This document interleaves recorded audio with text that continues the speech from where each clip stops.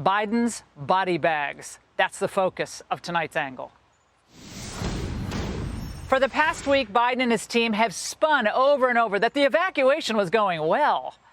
Well, today we saw the truth. This was all total crap. This is a catastrophe.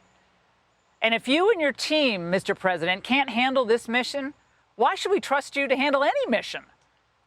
Our enemies know that we're being led by a band of incompetents, and none of them are shaking in their boots from this Biden promise. To those who carried out this attack, know this: we will not forgive. We will not forget. We will hunt you down and make you pay.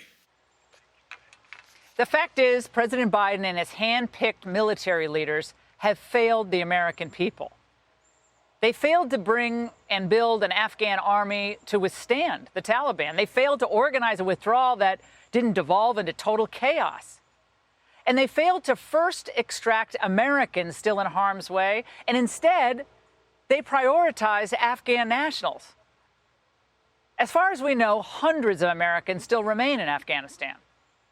How many more men and women in uniform might die because Blinken, Milley, and the rest have no idea what they're doing?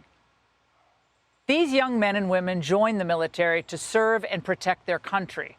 But now they're forced to serve under leaders who couldn't run a school crosswalk.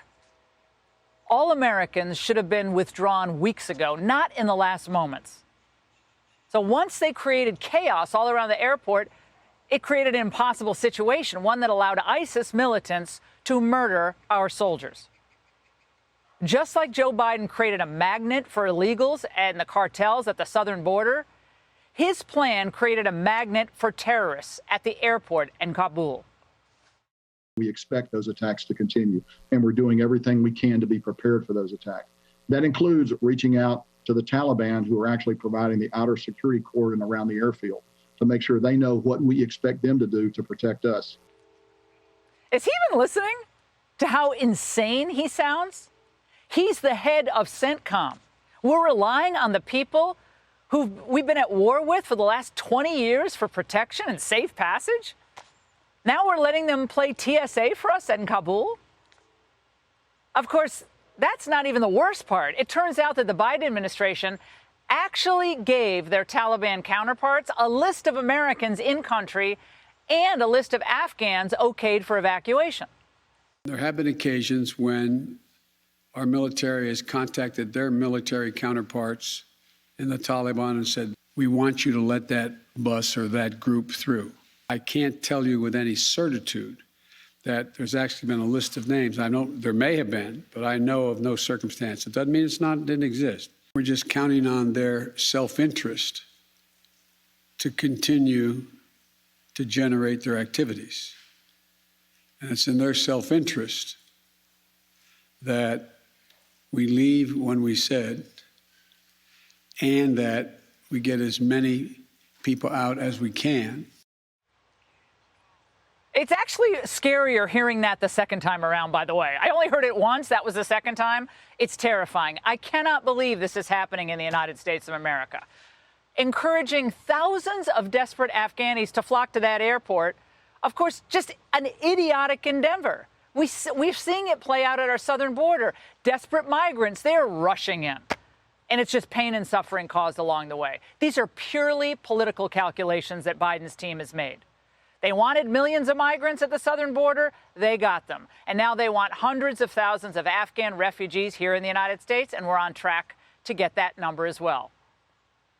My friends, they cannot be allowed to continue this. This cannot be allowed to happen. Joe Biden has proved himself to be completely incompetent. A single American serviceman or woman should not die under the regime that they've created. The military leaders, from Milley to the head of Central Command to what we've seen in our Secretary of Defense, Lloyd Austin, none of them should be still in their positions. None of them.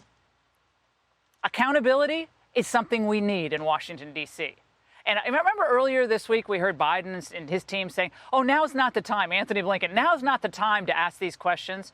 No, now is the time to ask these questions. Now is the time to demand accountability. Hey, Sean Hannity here. Hey, click here to subscribe to Fox News YouTube page and catch our hottest interviews and most compelling analysis. You will not get it anywhere else.